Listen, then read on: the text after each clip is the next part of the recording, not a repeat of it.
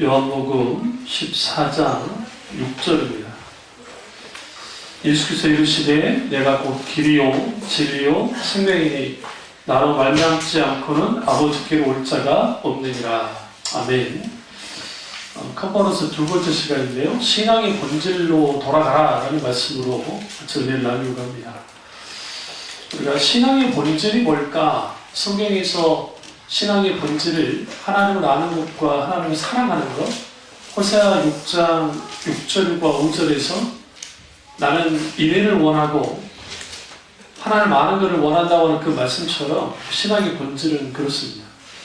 오늘날 신앙의 본질에 대해서 이제 많은 사람들이 그 말을 할 때 대부분이 그 의식이 꼭 본질을 대체하는 것이 오늘날 일상화가 됐어요. 대표적인 게 은혜의 수단이라고 할 수 있는 기도, 말씀, 그리고 예배, 그 다음에 찬양, 봉사, 때로는 기타 등등 여러 가지 그 교회에서 하는 수많은 종교적인 행위들, 그래서 본질이라고 생각하는데 그 본질은 아닙니다. 아주 중요하긴 합니다. 그 안에 하나님을 사랑하고 하나님을 아는 것이 거기에 기반이 되어야 됩니다.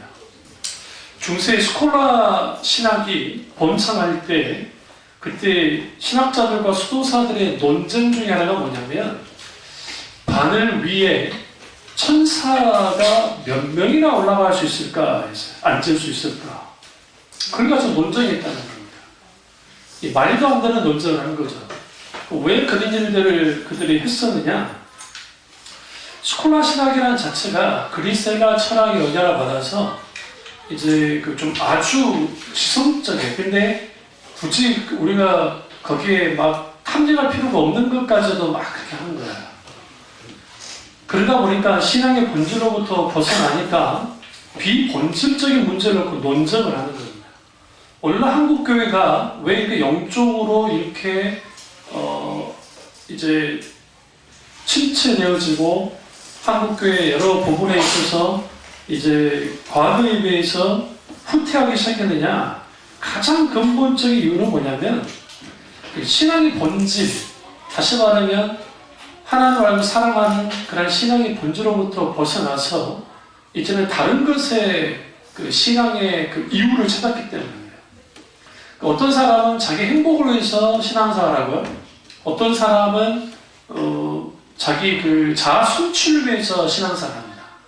그러니까 내 인생에 있어서 내가 그냥 이렇게 살기는 좀 그러니까 뭔가 자기 자아 성취를 위해서 신앙생활을 하는 사람이 있고, 때로는 문제 해결을 위해서 신앙생활을 하는 사람이 있고, 병 고침받기 위해서 신앙생활을 하는 사람이 있고, 기타 문제 많습니다.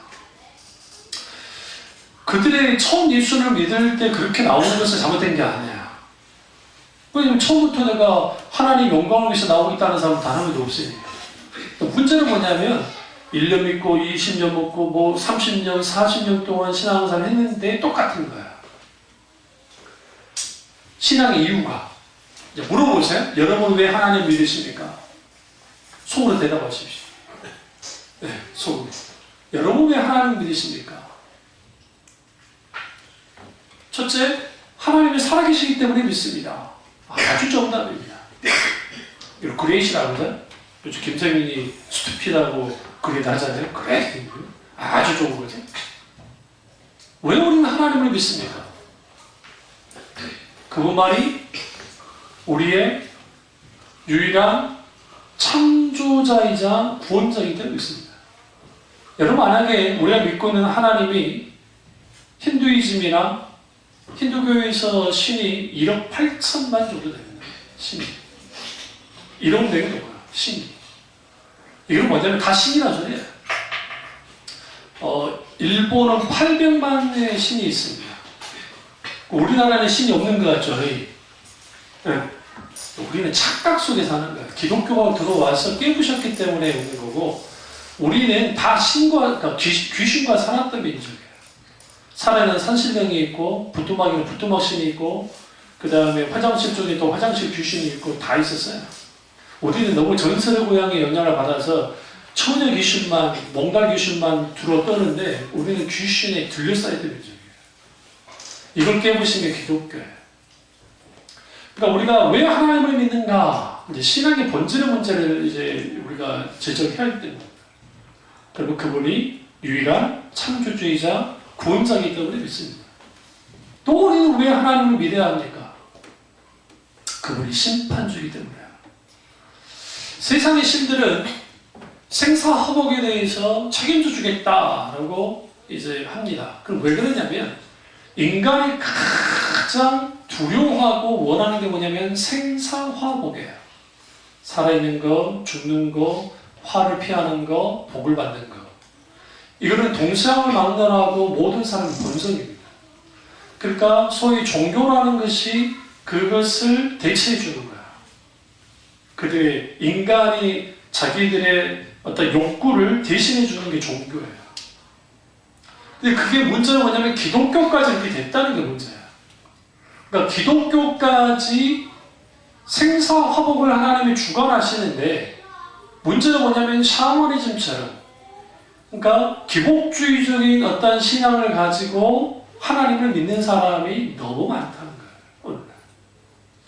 인격체신 하나님을 만나지 못하면, 속에서 말하는 하나님을 만나지 못하면 신앙의 본질은 어떻게 왜곡이 되냐면 신은 혹은 하나님은 나를 위해서 존재하는 분이 되는 거예요. 신앙의 출발부터가 달라요. 나는 하나님을 위해서 존재하는 사람이냐, 하나님이 나를 위해서 존재하는 분이냐, 이게 별거 아닌 것 같지만 여기에서 신앙은 이미 끝장이 나요. 그러니까 예수님의 제자들이 예수님을 따른 이유는 예수님을 위해서 따른 게 아니고 자기들의 출세를 위해서 따랐어요. 그래서 예수님이 이제 며칠 후에 십자가 못 박혀 돌아가실 텐데도 뭐하고 있었어요? 자기들끼리 네가 돕네, 내가 돕네, 내가 우정성할래, 내가 좌정성할래, 그러고 있었다. 그들이 놀라운 예수님의 놀라운 기적을 맛봤고 예수님의 인격을 경험했고 예수님과 함께 동고동락을 했어도 그들이 예수님을 따른 이유가, 목적이 자기를 위했을 때, 자기중심적이었을 때 그들의 신앙은 아주 쓸모없는 게 됐어요. 고난 닥쳤을 때 다 도망쳤습니다. 우리 신앙이 그럴 수 있어요. 여러분, 우리가 사업이 잘 되고 내가 건강하고 뭔가 문제 없을 때 신앙생활 다 누구나 잘할 수 있어요. 진짜로 누구냐면 사업이 너무 잘 되는데도 하나님을 잘 믿는 사람은 대단한 사람이에요. 쳐다보세요. 앞뒤로. 사업 잘 돼도 나는 하나님 잘 믿어야지. 정말 잘 나갈 때. 내가 너무 못 나가. 하는 것보다 안 돼. 그래도 주님께 붙어서 정말 신앙을 잘하는 그 사람 대단해요. 또 한번 쳐다보세요. 우리는 그런 사람들이니까. 되게 잘하는 못 잘했어요. 사실. 뭐가 그러느냐, 뭐가 우리에게 결정을 주느냐, 나를 위한 주님이냐, 주님을 위한 나냐에 따라서 달라져요. 처음에는 나를 위한 주님이에요. 초신자일 때. 그리고 아직 영적인 어린아이일 때는 나를 위한 주님이에요. 어린아이들 보면 알 수 있잖아요. 어린아이들 다 자기중심적이에요. 자기가 중심이에요. 왜 뗐습니까? 이거 드러나라는 거죠. 그러는데 나이가 30이나 됐는데 뗐으면 뭐합니까? 미친놈 아니야? 이거 그러잖아요. 우리도 똑같습니다. 하나님 앞에 영적으로 나이가 먹었는데도 옛날처럼 그렇게 하는 사람들이 너무 많다는 거죠. 오늘 올라오기 전에 갑자기 하나님이 저게 감동을 주시는데, 오늘 원고가 이제 이렇게 있잖아요. 근데 그 원고 가지고 설명하긴 하겠지만 주님이 사도 요한, 그리고 베드로, 사도 베드로, 그리고 바울의 신앙의 본질을 저들에게 알려야 되겠다라는 그런 감동을 주셨어요. 그러니까 온 거 없습니다. 제가 사랑하는 사도 요한을 먼저 좀 다루겠습니다. 사도 요한이 말하는 신앙의 본질은 사랑입니다. 하나님의 사랑. 이 사랑은 뭐와 연결이 되어 있냐면 십자가와 연결이 되어 있습니다. 그럼 보세요. 이제 십자가로 돌아가도 다루겠지만 왜 하나님이 죽어야만 했을까요? 좀 생각해 보셨어요? 그것도 나 때문에. 여러분 스스로 한번 생각해 보세요. 나를 위해서 예수님이 죽을 만한 분이에요? 내가 그 정도로 우리가 가치가 있습니까? 여러분 스스로 한번 생각해 보세요. 우리는 세상에서 우리의 가치라는 것이 어느 대학을 나와갖고 대학 나오면 중요하진 않아요. 어떤 면에서는. 요즘은 돈이 많아요. 요즘 여러분 그 서북구시 패스했다고 해서 강남에 뚜정이 아줌마들이 와가지고 검사 사회 맡고 그런 사람 없어요. 요즘에. 쳐다보지도 않아요. 왠 줄 아세요? 자기 새끼들 다 만들어내요. 자기 자식들. 돈만 있으면 공부 다 시킬 수 있습니다. 의사요? 옛날에 의사 사위 막 엄청나게 대단했잖아요. 요즘 의사 쳐다보지도 않아요. 동영상들에서는 의사는 아무 의미 없어요. 별것도 안 해요. 온통 돈이면 되는 세상이 되어버렸어요. 그러면 우리가 하나님이 나를 위해서 죽을 만한데 나인가? 이 부분에 대해서 사도 요한이 뭐라고 하냐면 찾죠. 요한복음 1장 3장 16절 일단 보시고요. 1장 1절이지만 3장 16절 너무나 잘하는 말씀입니다. 하나님이 세상을 이처럼 살아가사 독생자 주셨으니 이는 그를 믿는 자마다 멸망치 않고 영생을 얻게 하려 하심이라. 하나님의 세상을 이처럼 사랑했다 할 때 이 세상은 월드가 아니에요. 눈에 보이는 그런 게 아니라 모든 사람을 뜻해요.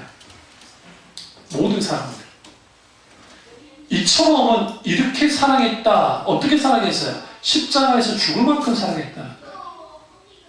신앙의 본질은 사랑입니다. 하나님의 사랑.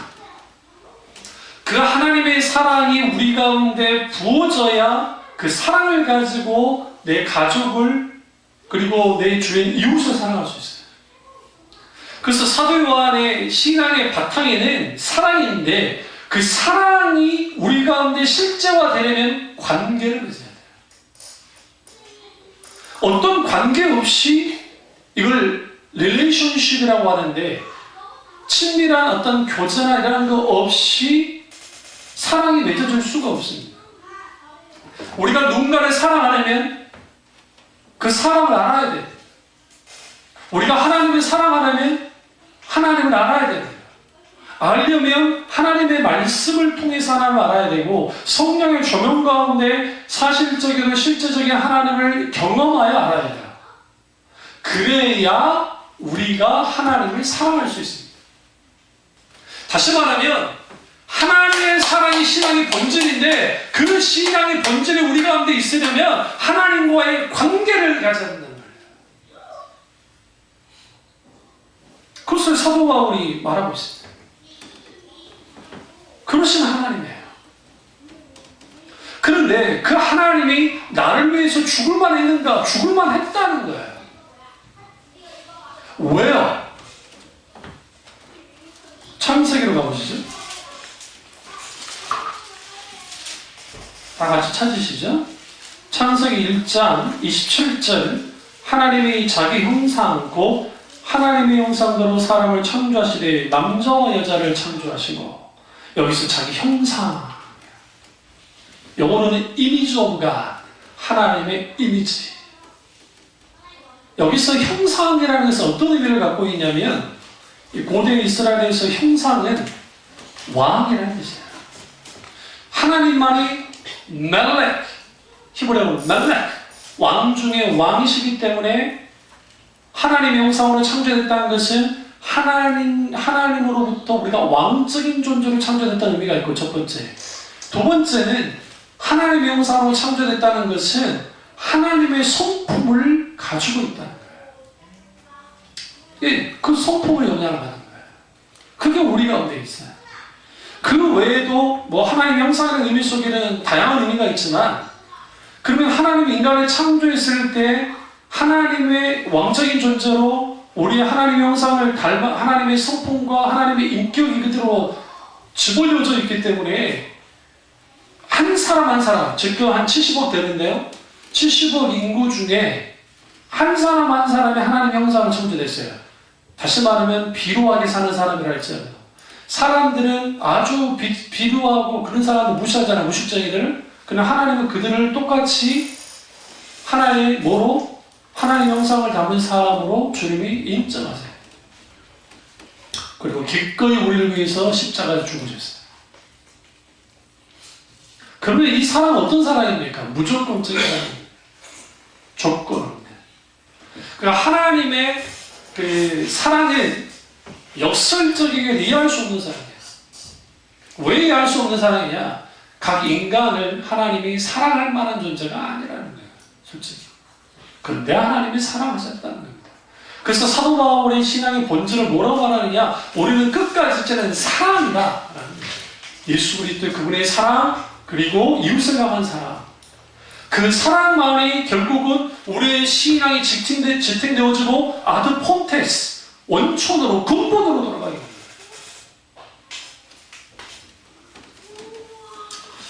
또 하나는 사도 바울입니다. 사도 바울에게 있어서 신앙의 본질은 뭐냐? 엔 크리스토스, 예수 안입니다. 예수님 안에. 여러분, 그리스도 안이라고 하는 이 표현이 왜 중요하냐면 예수 그리스도 안에 있는 것, 그것이 신앙의 본질이라는 겁니다. 그런데 사도 바울이 말했던 사랑과 사도 요한이 말했던 사랑 관계와 엔 크리스토스라고 하는 그리스도 안이라는 관계, 이것 또한 릴레이션십, 관계를 말해요. 관계. 그분 안에 거예요. 이걸 내주하신 하나님이라는 표현을 쓰는데 그분 안에 거예요. 그러니까 우리가 신앙의 본질로 돌아가려면 하나님의 사랑으로 돌아가야 되고 예수 그리스도 안으로 돌아가야 돼요.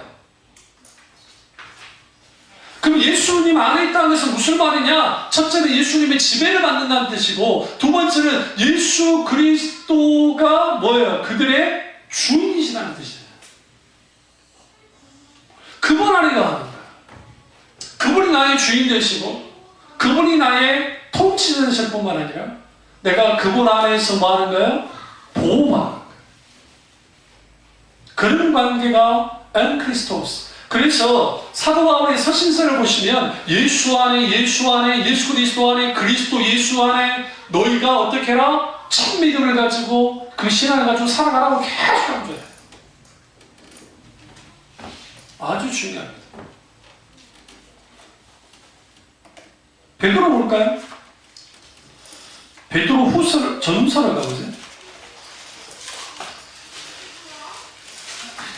짜마짜마하지만 좀 더 감동 오면 저도 깊이 들어갔거든요. 말씀을. 베드로 전서를 보시면 1장과 2절 그러니까 1장 2절을 보시면 곧 하나님 아버지 미리하심을 따라 성령이 거룩해 하심으로 순종함과 예수 그리스도의 핏부림을 얻기 위하여 택하심을 받은 자들에게 편지하노니 뭐가 은혜와 평강이 너희에게 더욱 많을지어다. 사도 바울도 연산성상이 있습니다. 연산성상에 은혜와 평강이에요. 다시 말하면 신앙의 본질은 은혜예요. 하나님의 은혜 없이는 신앙의 본질이 정상적으로 돌아갈 수가 없어요. 지금 새벽교회 송교회에서 그러잖아요. 하나님을 알고 살아가는 거 다 이론으로 다 알아요. 실제로 그런 삶을 살려고 몸부림도 쳤어요. 근데 뭐가 지금 거둬졌어요? 은혜. 하나님의 은혜가 우리 가운데 정상작동해야 돼요. 그래서 사도 바울이 지금은 은혜 받을 만할 때요. 지금 구원의 날이로다 할 때에 지금 은혜 받고 지금 구원 받아라. 저 이속했잖아요. 신자는 오늘을 사는 사람이에요. 내일을 사는 사람이 아니라고 했었어요. 우리는 요셉을 향해서 목사님들이 이렇게 설교를 해요. 요셉이 감옥에도 있었고 그가 그 노예 생활도 했었지만 그러지만 그가 어린 시절에 청소년 시절에 꿈을 꿨잖아요. 두 번의 꿈을 통해서 그 꿈을 붙잡고 그가 뭐 했다? 계속적으로 내가 그 꿈을 붙잡고 기도하면서 인내하고 했었기 때문에 그가 총리까지 됐다라고 하는데 성경 볼로 보십니까? 창세기 뭐라 말하느냐? 요셉이 자기가 꿨던 꿈을 잊었더라라고 성경 말하고 있어요. 무슨 말이냐? 노예로 팔려가기 전에 그러니까 꿈을 꿨잖아요. 그래서 기고만장했잖아요. 그러는데 그가 노예사랑을 살해하면서 자기가 꿨던 그 꿈조차도 잊었다고요. 그러면 요셉의 신앙의 본질을 지키면서 어떻게 그의 신앙이 유지될 수 있었느냐? 하나님이 함께 하시더라. 엔크리스토스도 마찬가지야. 하나님이 함께 하시는 거예요. 어디서? 내 속에서 함께 하시는 거예요. 신앙의 본질은 그거예요. 단순히 하나님을 알고 살아야 됩니다. 알려면 인격신 하나님을 경험하여 알아야 되고 성경에서 말하는 하나님을 알아야 됩니다. 근데 우리는 어떻게 기도하면서 성령의 놀라운 역사 속에 하나님을 경험하여 알 수 있습니다. 그리고 우리는 하나님을 사랑해야 됩니다. 그랬다고 할지라도 거기에 하나님, 그분이 인격신 하나님의 이 모든 것들이 정상작동할 수 있는 은혜가 없으면 아무 쓸모 없어요. 같이 가야 돼요. 하나님이 함께 하시더라. 그러니까 우리는 요셉의 이 장면을 통해서 우리는 뭘 보냐? 형통했다는 점에 집중해요. 하나님이 함께 하심으로 형통했다더라. 하나님이 함께 했지 형통했다더라. 이렇게 소개하는 목사님들이 우리가 하나님과 함께하면 하나님의 형통의 복을 주십니다. 뭐가 좋은 거예요? 형통한 게 좋은 거예요. 하나님이 함께하는 게 더 중요한데 초점이 본래 성경에서 말하는 초점으로부터 벗어나면 인간은 뭐 하게 되어 있냐? 다른 것을 추구해요. 그러니까 신앙의 본질에 속한 신앙을 갖고 있는 사람과 신앙의 본질에 속하지 않는 신앙을 갖고 있는 사람의 차이는 크게 없어요. 들여다보시면. 어떻게 보면 처음 시작할 때 보면. 그러나 시간이 지나면 지날수록 이 차이는 상상할 수 없을 만큼 차이가 나요. 실제로.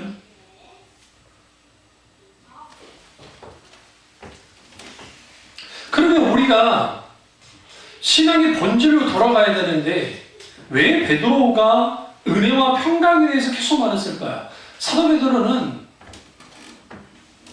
바람잘날이 없던 사람이에요.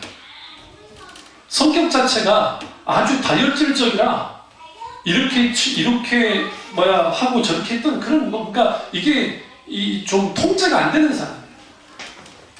그런데 하나님의 은혜가 현재적으로 그를 통치하기 시작하자 무슨 일이 벌어졌느냐? 샬롬이 있었어요. 그 대표적인 예가 그겁니다. 그 베드로가 유대에 있는 그 그리스도인과 함께 사도 바울과 바나바를 문화로 갔다가 같이 식사를 하게 됐습니다. 이방인들과 섞여서 식사했어요. 식탁교제. 근데 갑자기 유대에서 정통파 그리스도인들, 유대인들이 들이닥쳤어요. 수식도 없이 갑자기.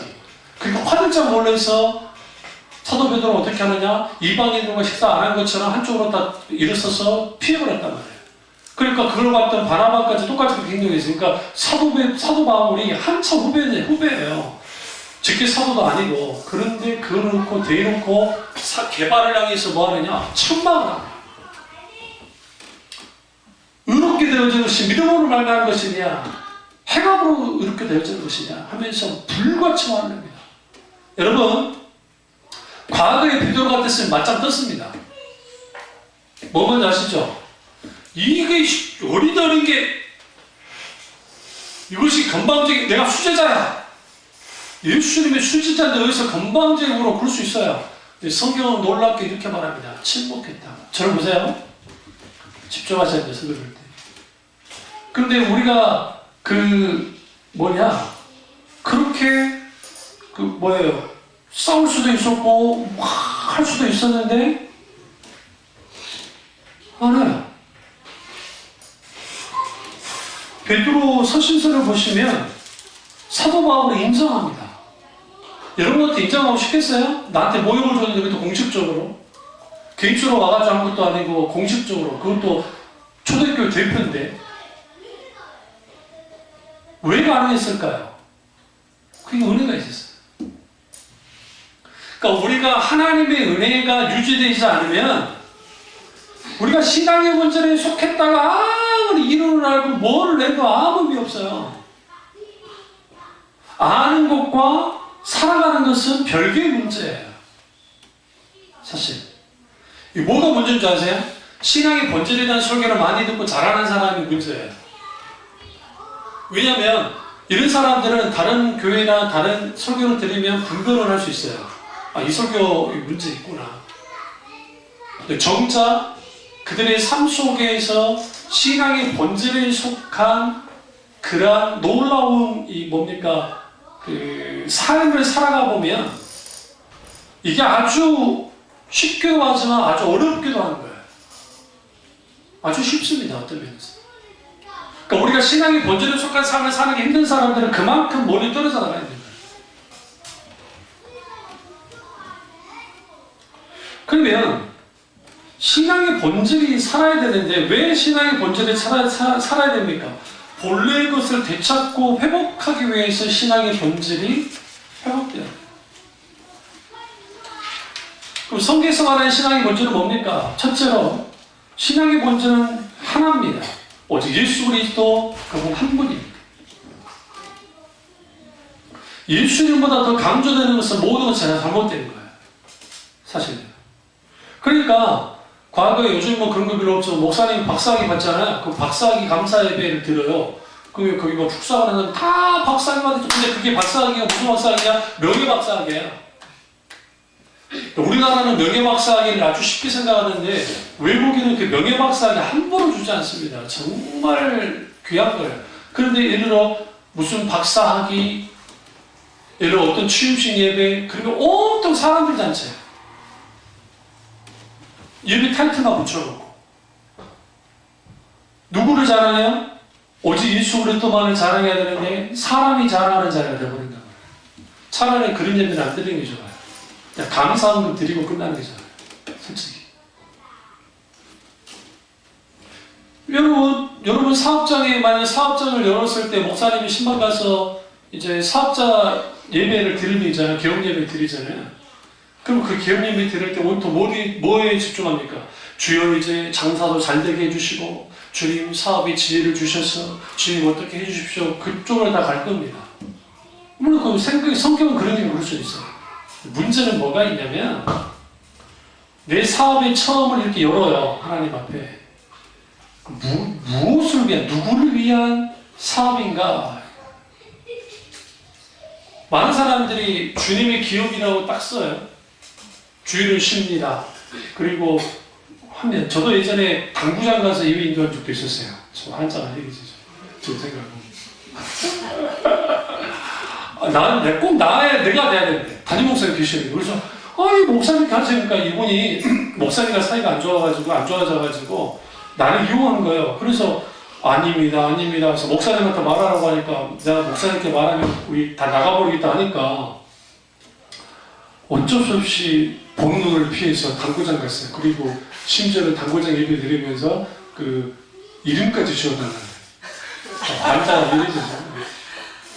고민하다가 기도를 별로 안 하고 갑자기 처량하게 마지막 별 금성이 보이더라고요. 이게 모닝스타야. 모닝스타. 근데 모닝스타 하면은 좀 그러잖아요. 그래서 이제 내 잔머리를 굴렸는데 그게 효성이에요.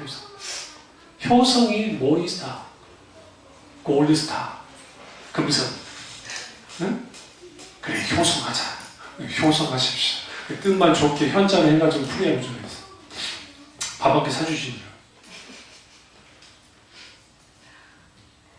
기분 참 유쾌하지 않았어요. 솔직히. 그러니까 왜 그럴까? 많은 사람들이 사업 잘 되는 거 중요하죠. 그리고 뭔가 하는 거 다 중요하죠. 다 중요한 것은 내가 이 사업을 통해서 얼마만큼 하나님께 영광을 드릴까인데 초점이 맞춰져요. 그러니까 오늘날 너무나 많은 교인들은 그렇지 않아요. 목사님 마찬가지. 그러니까 신앙의 본질로부터 벗어나면 뭐가 가장 앞서게 되냐면 신앙의 본질로부터 벗어난 사람들은 하나님이 아니라 다른 무언가가 계속 앞서요. 그러니까 말은 하나님께 영광을 위해서 한다고 하지만 실제로 하나님의 영광을 위해서 하지 못해요. 그래서 오직 신앙의 본질은 예수 그리스도로 귀결이 돼요. 그분에게. 그러면 예수님께서 다른 종교 지도자들은 나를 누구라 하느냐라고 물은 적이 없잖아요. 근데 예수님만 가이사라 빌립보에서 인자를 누구라 하냐라고 물었어요. 이게 진짜 중요해요. 인자라는 표현이 son of man이라는 거예요. 사람의 아들이라는 뜻입니다. 사람의 아들이라는 뜻이 단순히 사람 아들이라는 그 뜻이 아니라 이게 선지자들, 다니엘, 에스겔, 스가랴, 기타 등등 이런 그들이 예언 속에 인자가 나와요. 인자는 메시아를 뜻합니다. 근데 그 인자가 누구라 하느냐 할 때 이거는 신성과 관련돼 있어요. 인성과 전혀 상관없어요. 사람의 아들 하니까 인성이라는 생각은 그건 상관없어요. 근데 그 인자가 누구라 하느냐 할 때에 이 질문이 왜 중요할까요? 우리가 믿는 예수님이 내게 누구인가가 중요해요. 신앙의 본질에 돌아가려면. 여러분 믿고 있는 예수님 누구십니까? 그러자 제자들이 이렇게 말합니다. 사람들이 그러는데요. 예레미야일 수도 있고 엘리야일 수 있고 아니면 더 놀라운 선지자 중에 하나라고 그런 소문이 있습니다. 예수님이. 심지어는 죽었던 세리완이 다시 살아났다고 할 만큼 세리완이기도 하다고 합니다. 라는 말을 합니다. 그래서 예수님이 다시 묻습니다. 그러면 너희는 나를 누구라 하느냐? 라고 물었어요. 그때 베드로가 뭐라고 고백합니까? 우리 성경으로 하나만 보면 안 돼요. 왜냐하면 복음서 마태마가 누가 요한 속에서 이제 마태복음은 사도 베드로 혼자만 그 고백을 하는 것처럼 나와요. 그러나 이제 다른 서신서를 들여다보면 사도 베드로가 앞장서서 말했지만 나머지 사도들도 똑같이, 그러니까 그 제자들과 똑같이 같이 그 고백을 해요. 주님은 잘 되세요? 그리스도시요. 첫 번째, 살아계신 하나님의 아들이십니다. 그리스도라는 게 매우 중요해요. 당신은 메시아십니다. 여기서 주는 그리스도시요. 주가 뭐예요? 주. 헬라어로 퀴리오스, 영어로는 Lord, 주인 혹은 주님. 구약에는 아도나이, 하나님이에요. 무슨 말이냐? 주는 그리스도시오 할 때 그 주는 당신은 하나님이시다. 그리고 당신은 그리스도 메시아십니다. 그리고 살아계신 하나님의 아들이십니다. 그럼 여러분과 저에게 있어서 하나님은 살아계신 분입니까? 살아서 역사하는 분이신가요? 그렇다면 우리는 이렇게 살지 않겠죠. 저도 마찬가지죠. 오늘날 너무나 많은 사람들이 하나님이 죽어있는 것처럼 살아요. 믿어요. 말은 아니라고 그러잖아요. 더 놀라운 게 뭐냐면 구약이나 신약에서의 성경에서의 역사들에 대해서 정말 믿음들이 좋아가지고 아멘 아멘 하는데 오늘날 내 삶 속에서 역사하는 하나님을 향해서는 아멘 안 해요. 말은 아멘 할지 모르지만 말은. 어떻게 할 수 있어요? 무슨 급한 일이 생기면 재정적인 문제 생기면 누구부터 찾아요? 내게 돈 빌어줄 사람한테만 찾고 내가 건강에 이상이 생기면 의사부터 찾아요. 하나님 안 찾아요. 내가 인간관계 문제가 생겼어요? 그 관계 문제가 생겼을 때 이것을 회피하는 것으로 아니면 다른 어떤 인간적인 방법으로 그렇게 하려고 합니다.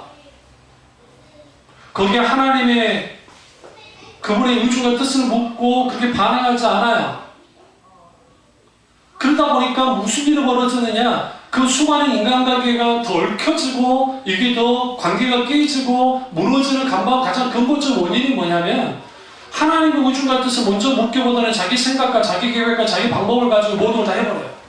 그러면 잘 될 것 같죠? 처음에 될 것 같아요. 근데 문제는 뭐냐면 그렇게 되어지면 대부분의 모든 관계가 깨부서져요. 그러니까 깨부시고 떨어져 나가게 하는 것은 하나님 방법은 전혀 없어요. 근데 왜 그렇게 하느냐? 지금 당장 내가 괴롭기 때문에. 고통스럽기 때문에요. 근데 예수님 이렇게 말합니다. 네 원수라도 사랑해라 라고 말씀하셨어요. 이게 말이 됩니까? 네 원수가 오른편빵을 딱 치면 왼편빵을 대라잖아요. 맞아 버려라. 예수 믿는 사람은, 특별히 그리스도인은 손해보는 사람들이에요. 손해봐야 되는 사람들이에요. 누구 때문에? 예수 그리스도 때문에. 하나님이 하나님 차원의 손해를 보셨어요. 인간이 죽으셨으니까. 인간이 되셨으니까. 있을 수 없는 손해를 봤어요. 그런데 모든 인간은 본성상 손해보려 하잖아요. 우리 이들한테 장난감이나 먹을 거 좋은 과자 같은 거 예를 들어서 줘보세요. 근데 왜 하나한테만 줘보세요? 나를 합니다. 왜 나 안 주냐? 심지어는 똑같은 과자를 줘도 이게 더 많은 것 같으면 그것을 사람들이 더 해요. 왜? 손해보려 하지 않아요. 이게 인간의 본성입니다. 그 우리가 하나님 앞에 신앙생활 한다고 하면서 예전에 제가 그런 소개했지만 우리 얼마만큼 하나님 때문에 손해본 적이 있습니까? 네. 그러니까 초대교회나 소위 말하는 적극적 사과본사의 노동주의적인 교회에서 이런 소리 하지도 않아요. 왜 안 하냐면 사람들은 부담스럽고 아직 듣기 싫은 말이니까. 그러나 신앙의 본질로 딱 들어가면 예수님의 제자들을 선택하자마자 뭘 하느냐? 나를 따르려면 자기를 부인하고 자기 십자가를 지고 나를 따를 것입니다. 자기를 부인하고 자기 십자가를 지지 않는 자는 내게 합당치 아니하거니 와! 라고 말씀하셨어요. 이게 예수님의 제자가 완전히 돼서 훈련이 되고 난 다음에 사람들이 아니라 이제는 처음 시작하는데 너희는 자기를 부인해야 돼. 너희는 너 자신이 손해봐야 돼. 누구 때문에? 예수 때문에 손해봐야 돼. 그리고 자기 십자가를 지고 나를 따라야 돼. 라고 주님 말씀하셨어요. 그래서 신앙의 길은 좁은 길이에요. 넓은 길이 아니라고요. 웰컴 모두 환영합니다. 물론 교회는 모두를 환영해야 돼요. 주인이라도 다 환영해야 돼요. 그럼에도 불구하고 다 환영해야 되지만 진리에 있어서는 신앙의 본질에 있어서는 알곡과 쭉정이 양과 염소는 심판대에 갈려져 나가는 게 아니에요. 결코 예수님이 그렇게 설계한 적이 없어요. 이미 양과 염소는 그들의 삶의 현장 속에서 갈려져 가요. 그래서 예수님이 이렇게 말합니다. 쭉정이가 있고 알곡이 있을 때에 이미 있단 말이에요. 쭉정이 함부로 뽑지 마라. 뭐가 상하니까? 알곡 상하니까. 내가 심판대에 알아서 해줄게. 걱정하지 마. 적어도 신앙의 각성함이 필요한데 신앙의 본질로 돌아가지 못하면 내가 알곡인지 축적인지 내가 염소인지 내가 양인지에 대한 진지한 고민을 하면서 신앙생활 하는 사람들이 별로 없어요. 왜 그럴까요? 왜? 내가 믿고 있는 하나님이 경직되어 있어요. 관념, 머릿속에. 하나님 이런 분이야. 그래서 아주 토속적인 종교의 영향을 받다가 예수를 믿는 분들은 어떻게 예수를 믿냐면, 김양수 원사님처럼, 이분들은 그런 식으로 하나님을 믿어요. 제가 이제 말씀드렸잖아요. 동산교회 제가 전도사할 때, 새벽기도 이제 겨울에, 새벽기도를 제가 교회 1층 사무실에서 난로 잠깐 펴놓고 침낭에 거기서 자면서 새벽기도 인도하고 내려갔거든요. 그러다 보면 내가 화들어 놀랄 때 있어. 내려가다가 귀신 때문에 놀란 게 아니라 김양수 원사님 때문에 놀래. 왜냐면 이 양반이 겨울에 머리 다 목욕제기라고 하는데 머리를 좀 다 말리고 오실 거지. 겨울인데도 이 머리가 이렇게 또 기시잖아요? 그 상태에서 이 물기까지 있으니까 내가 놀래요, 갑자기. 탁 쳐다보고, 저기 왜 그래? 놀랬고 막. 그래서 내가 물어봤어요. 권사님, 아이고, 힘들어 죽겠는데, 뭐, 그렇게 새벽 기도에 목욕제기 하고 나오세요? 그게 습관이 돼서 그러신데. 왜요? 그러니까 옛날에 불교, 막 미신에 빠졌을 때 새벽 치석할 때 목욕제기하고 늘 그렇기 때문에 그걸 그대로 하시는 거예요. 교회에 제일 먼저 와서 문 열으신 분이 그분이에요. 제가 더 빠르면 제가 이러긴 하지만. 그러니까 그런 식으로 믿어요. 그러면 살아서 역사하시는 서기에서 말하는 인격지신 하나님을 경험하고 신앙의 본질에 속한 신앙으로 나가지 못하면 하나님이 딱 고정되어 있어요. 우리가 그린지 아닌지를 보셔야 돼요. 고정되어 있다. 하나님은 이럴 것이다. 물어보죠. 저나 여러분에게 하나님 얼마나 삶의 개입해서 들어오십니까? 얼마나 말씀하시나요? 과거에 성령의 기름 부음을 강할 때 많이 말씀하셨죠. 안 그래요? 기름 부음과 임재가 강할 때 주님의 그런 놀라운 그 말씀들이 많았단 말이에요. 음성. 어느 날 하나씩 적어지죠. 왜 그럴까요? 왜? 신앙의 본질로부터 벗어났으니까 당연한 거예요. 더 큰 문제는 뭐냐면 하나님에 대한 시선이 보세요. 우리 시선이 어느 날인가 하나님으로부터 벗어나서 다른 것을 계속하기 때문에 이걸 영어로는 attitude라고 해요. 우리의 태도의 변화가 생긴 거예요. 어떤 태도가 변화가 되느냐? 신앙의 본질에서 가장 중요한 것은 attitude, 태도예요. 사도 베드로, 사도 요한, 사도 바울의 공통점이 있습니다. 그 공통점은 뭐냐면 생명을 내어놓는 신앙을 가졌어요. 주님을 위해서. 그래서 기꺼이 자기의 모든 것을 내어줬어요. 유일하게 사도 요한만 순교당하지 않았습니다. 바디메오, 바돌로메, 도마는 인도에서 순교당했고요. 우리 혹시 아세요? 경주에 도마 히브리어가 있는 거? 모르시죠? 우리나라에서 안 가르치니까. 북극사에서 마리아상 나온 거 아세요? 모르시는구만. 그게 관세음보살인 줄 알았어요. 있잖아요. 그런 줄 알았다가, 아무리 쳐다봐도 이게 불교와는 상관없는 것 같아. 그래서 이제 학자들이 이걸 연구하다 보니까 세상에 각 나라에서 그때 경교라고 기독교가 엄청나게 부흥했었어요. 그러니까 신라하고 당나라는 굉장히 교류가 많았잖아요. 그러니까 거기에서 들어왔어요. 그리고 조각을 해놨는데 밥 위에다가 히브리어로 도메라고 딱 써놔. 도메. 히브리어로. 우리나라에 벌써 1500년 전에 도메. 이거 뭐냐? 경교에 사람들이 왔다는 소리야. 도마가 저쪽 오진 않았겠잖아요.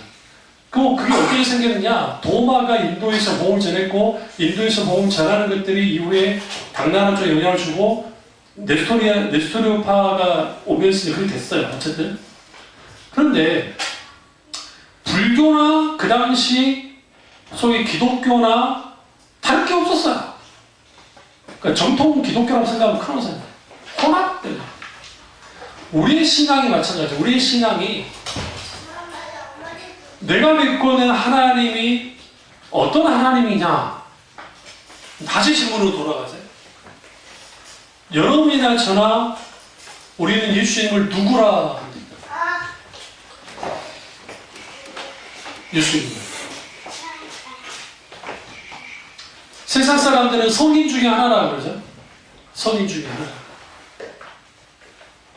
우리는 교리나 성경을 통해서 하나님의 아들이라고 말은 하지만 그렇다고 하면 보죠. 예수 그리스도의 가치는 내게 어느 정도입니까? 여러분 뉴스 가운데 600만 원 돈 주신 분들 생각나시죠? 300만 원씩 가리신 거. 뉴스 나왔어요. 어떤 할아버지가 애들 등록금 손자들 등록금 하려고 이제 돈을 빼가지고 이제 전쟁난다 막 그러잖아요. 한참 막 그러니까 이제 전쟁을 경험하신 분이라 은행에다 돈 놔두면 안 될 것 같아서 찾아가지고 이제 얘를 대학 등록금 좀 하려고 가시다가 모르고 떨어뜨렸어요. 길거리에서. 근데 두 아줌마가 서로 모르는 사이인데 하필이면 100만 원짜리 6개가 있는데 사이좋게 나눠가졌다는 거야. 그러다가 이제 잡혔죠. 우리나라는 어떤 나라입니까? CCTV 왕국 아닙니까? 그까지 잡죠. 잡았죠. 이분들 물어야 됩니다. 안 되면 진짜 감옥 가야 돼요.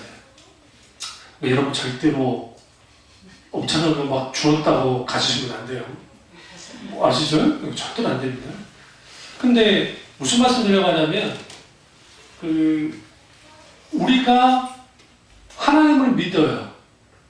내게 있어서 하나님이 어떤 분이야? 어느 정도 가치 있으세요? 그 300만 원씩 나누신 분들은 그 300만 원의 가치에 자기 영심을 판 거죠. 그 사람들은 300만 원의 가치를 갖고 있는 사람들이에요. 어떤 분은 막 그 현금으로 막 그 택시 운전사 아저씨 같은 경우는 막 몇천인데 그 은행에 갖다 줬고 실제로 살해 안 받겠다고 하시는 분들 계셨어요. 근데 그분이 뭐라고 말씀하셨냐면 내가 땀 흘려서 받은 돈이 아니니까 그냥 안 받겠습니다. 혹시라도 하고 싶으면 그냥 좋은 일에 기분을 좀 하시라.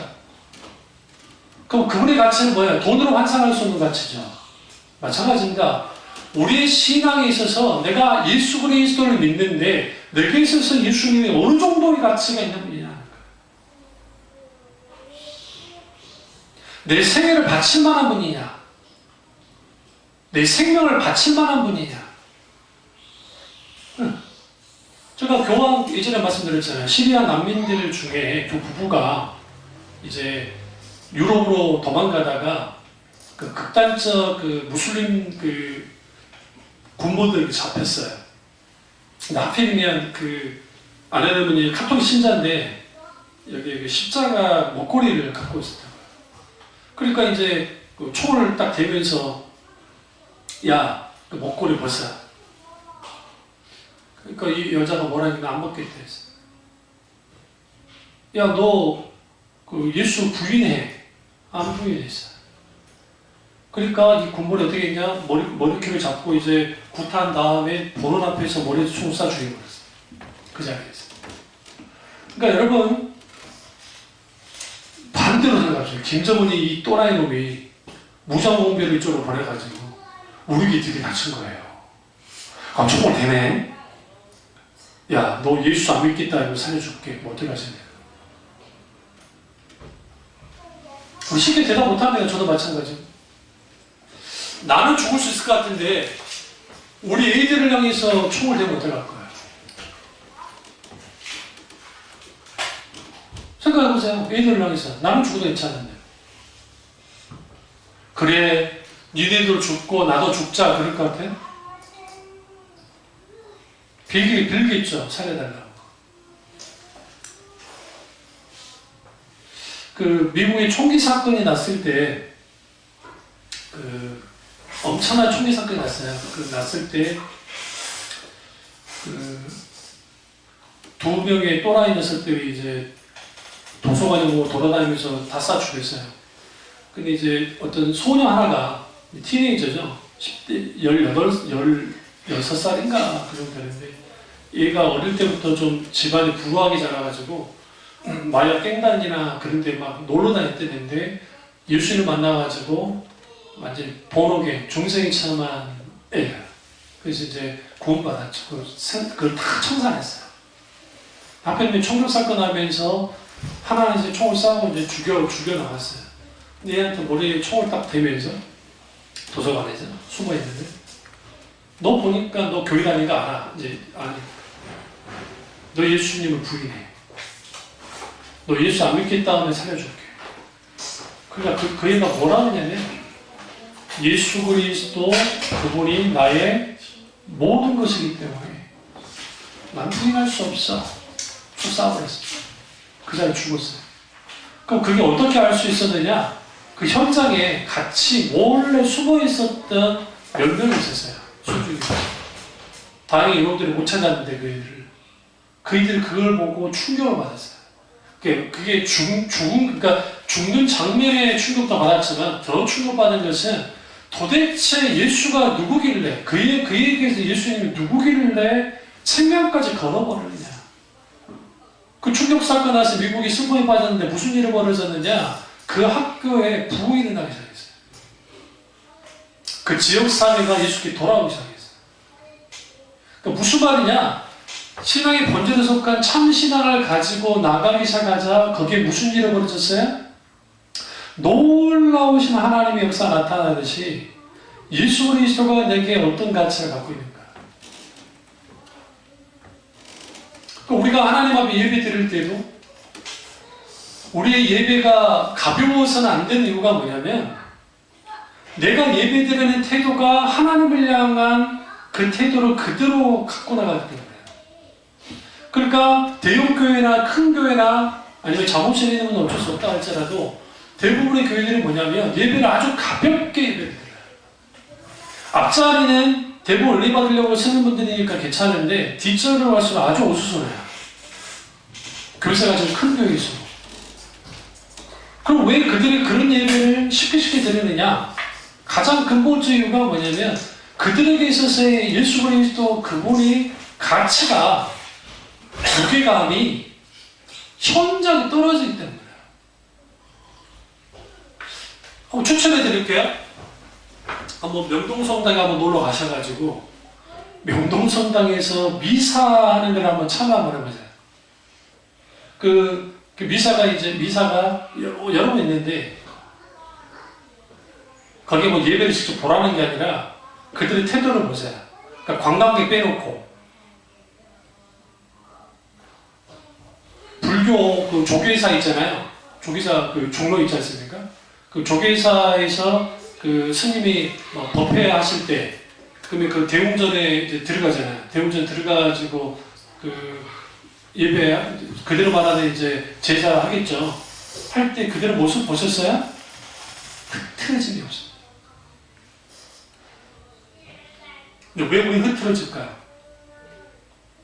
놀라운 게 하나님은 다 용서해 주니까요. 이거 착각이에요. 잘못된 예배는 하나님을 향한 배교의 행위입니다.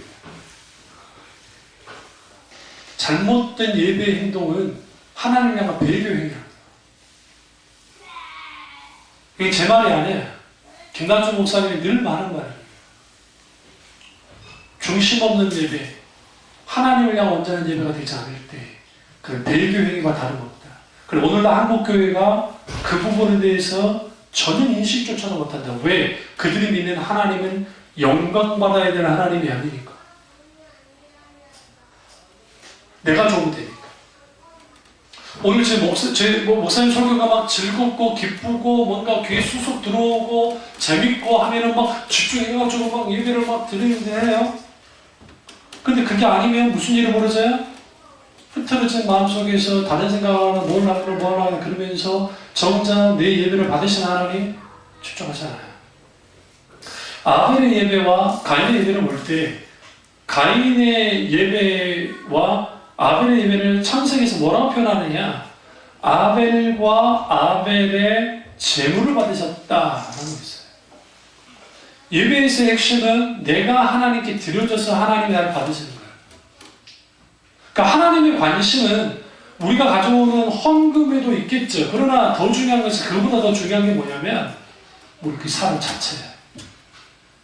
여러분도 마찬가지 예배 드릴 때 하나님이 좋아서 하나님 그분 때문에 일과가 나와야 돼요. 목사님이 설교를 아주 잘하니까 목사님 때문에 나오면 안 돼요. 무슨 말 아시죠? 응? 지금 은퇴하셨지만 있어요. 그 유명한 목사님이신데 아주 달변같은 목사님이셨는데 그분이 교회가 막 갑자기 급성장을 하니까 떨리더라. 뭐가 떨리냐? 내가 목회 잘하고 있나? 어느 날 보니까 하나님 이렇게 감동하시는 거예요. 아무개야, 네 때문에 이 교회가 되는 것 같지 않냐? 그러니까 그러게요. 크게 고민스럽습니다. 그럼 어떻게 해야 됩니까? 1년 동안 안식년 갔다 와라. 미국으로. 그게 크니까. 그리고 장로님들 소집해가지고 장로님들 그 교회는 건물도 안 짓는 교회예요. 장로님 나 안식년 가야 되겠습니다. 무슨 말이세요? 목사님 소개 때문에 우리 교회가 얼마나 많이 나오는데 교회도 다 떨어져 나오면 어떻게 나옵니까? 아니 그러니까 가야 되겠습니다. 그러니까. 그리고 이제 미국으로 숑 사모님은 나랑 가셨어요? 나도 1년 동안 갔으면 좋겠는데 갈 수가 없지. 이 교회 1인 집사 가서 딱 여기 세우고 근데 바로 다음 주에 전화가 온 거예요. 장로님한테. 목사 급합니다. 왜요? 1000명이 안 나옵니다. 1000명이 안 나와. 1000명이. 그 교회가 그 당시에 4000명이었는데 1000명이 안 나옵니다. 무슨 말이세요? 왜 1000명이 안 나와? 목사님이 가지 말라 했잖아요. 가니까 이게 1000명이 안 나와요. 그래요? 이제 기도합시다 하고 끊었는데 가슴이 쿡한거리더래요. 아, 이래가 교회 끝장나는 거 아닌가? 아, 이제 돌아갈까? 입을 꽉 물고 믿습니다. 그 다음날, 그 다음 주도 되니까 몇백 명이 또 안 나와요. 2000명이 안 나와요. 2000명. 그리고 2000명이 꾸준히 나오더래요. 그때 깨달았대요. 아, 2000명이 진짜 우리 교인이었구나. 나머지는 목사 말아보고 나왔구나. 몰라 여러분, 그것이 아주 얼마만큼 위험한 건지 아십니까? 한국 교회에 개인적인 카리스마로 커진 교회가 너무 많습니다. 우리나라에. 근데 그분들이 다 은퇴하시면서 주로 대학 교수들에게, 신학대학 교수들에게 다 교회를 다 거의 대부분 넘겨줬어요. 그러니까 무슨 일이 벌어지냐면 영적인 측면에서 따라갈 수가 없어요. 그러니까 한 번만 했던 분들이기 때문에. 리더십들이 안 되는 거야. 그럼 이제 그나마 지금은 그 원로 목사님들이 살아계시고 하니까 그 영향권 안에서 유지되는 거고, 이제 그분들이 돌아가시고 한 세대가 딱 조금 이제 바뀌지 않으면 그냥 확 날아올 뻔했어요. 뭘 한국교회가 안 가르쳐놨어요? 안승훈 목사는 사라져도 여전히 참여중학교는 유지돼야 되고, 그리고 제가 사라져도 여러분의 신앙은 여전히 그대로 가야 돼요. 그게 목회 잘하는 분이야. 그러니까 조윤교 목사님이 은퇴하시고 다 그만두셔도 여의도 수목교회 교인들이 여전히 신앙생활 잘해야 돼요. 그러면 조윤교 목사 목회 정말 잘하시는 거예요. 무슨 말인지 아시죠? 그러니까 한 목사님들이 인정을 하나님 앞에 인정받을 때에 은퇴하시고, 그리고 그 목사님들이 손을 다 떼어버렸을 때 그 후임 목사님 보시면 그 교회가 어떻게 되느냐, 단순히 숫자가 늘어난다는 차원을 떠나가지고 어떻게 되느냐에 따라서 괜찮은 거예요. 그럼 왜 한국교회의 원로 목사님들과 부임한 목사님들의 갈등이 심하냐면, 부임한 목사님들이 막 와가지고 건물도 더 짓고 막 숫자가 더 늘어나면 갈등이 있을 수가 없어요. 근데 안 되거든요. 그러니까 이 양반이 간섭하는 거예요. 계속 간섭하니까 싸우는 거야. 왜? 내가 할 때는 잘 됐는데 왜 니는 못하냐? 네 능력도 없구나. 근데 여전히 그 교회는 예수 그리스도 그분의 교회잖아요. 어느 날인가 예수 그리스도의 교회가 아니라 그들의 교회가 된 거예요. 그러니까 붙은 거죠. 싸우는 거죠. 그 목동에 아주 큰 교회가 하나 있어요. 우리 교단 교회에 있는데 저도 600명을 줄어들었습니다. 10,000명이 모였었는데 여러 비리 때문에, 여러 일 때문에 10,000명에서 600명으로 줄어들었어요. 그리고 거기서 떨어져 나간 분들이 약 한 1200명으로 이제 자기들끼리 교회를 하는데, 그 정상인가요? 거의 90%가 빠져나갔는데. 그 여러분 잘 아시는 우리 집사님 사시는 방이동, 그리고 거기에 그 감리교 큰 하나 있죠. 수정교회라고. 거기에 4분 생겼을 때 거기에 있는 그 한 수천 명, 한 2,000~3,000명이 되는 숫자가 오른교회를 다 넘어갔어요. 오른교회. 물론 이제 목사님 잘못되면 그럴 수도 있지만, 제가 무슨 말씀 드리냐면, 인간을 보면서 안 볼 수는 없지만, 초신자일 때는 볼 수밖에 없어요. 그런데 안 볼 수는 없지만 그 신앙 결국은, 잘 들으세요. 신앙이 본질을 쓰려면 목사의 지도와 영적 지도 하나는 있어야 되지만, 신앙의 근본적인 것은 이걸 뭐 해야 돼요? 이걸 패스 오버라고 하는데 뛰어넘어야 돼요. 뛰어넘어가야 돼요. 그러니까 목사를 넘어가야 돼요. 목사 뒤에는 누구를 봐야 돼요? 예수님을 봐야 돼요. 그래야 목사 또한 인간이기 때문에 실족할 수 있잖아요. 그 실족해 하더라도 주님 때문에 넘어지잖아요. 절대로. 그래서 사도 바울이 섰다 했을 때 넘어지기가 두렵다고 했던 이유가 뭐냐면, 사도 바울이 워낙 대단한 사람이잖아요. 대단한 하나님의 사람이었잖아요. 그러나 내가 어떤 상황에서도 사도 바울이 높아지는 것이 아니라 오직 예수 그리스도만이 높아져야 된다는 거예요. 그런 의미에서는 포도나무 교회의 스몰길이 아쉬운 거예요. 그러니까 그 리더십만 계속 갖고 있는 리더십만 드러나고 있고, 그걸 뒷받침해주고 그걸 뒤로 해서 결국은 하나님과 관계 속에서 끌고 나갈 수 있는 그것까지 되지 못해버렸어요. 그건 한계예요.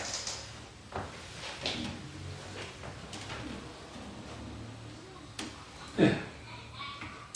우리 인집사에게 미안하지만 우리 헌이가 목사가 될 것 같은데 사무엘 같은 하나님 아들이 되달라는 감동 가운데가 태어나네요.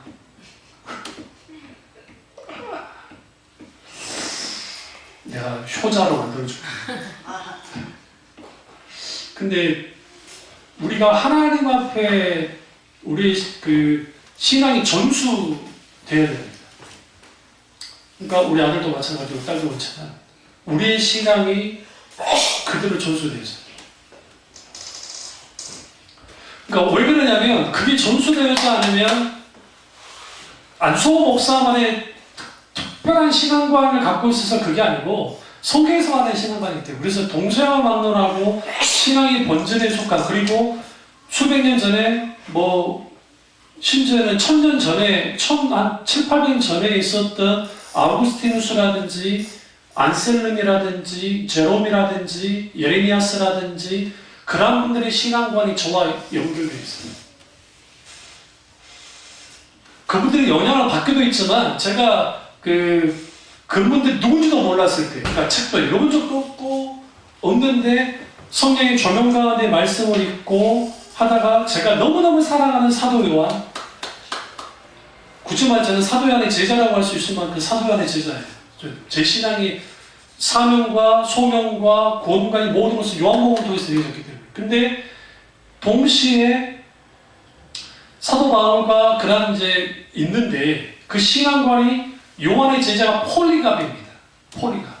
폴리갑의 제자가 이후에 이레니우스, 아타나시우스, 이제 쭉 내려가면 유세비우스, 이제 저스틴, 기타 나와요.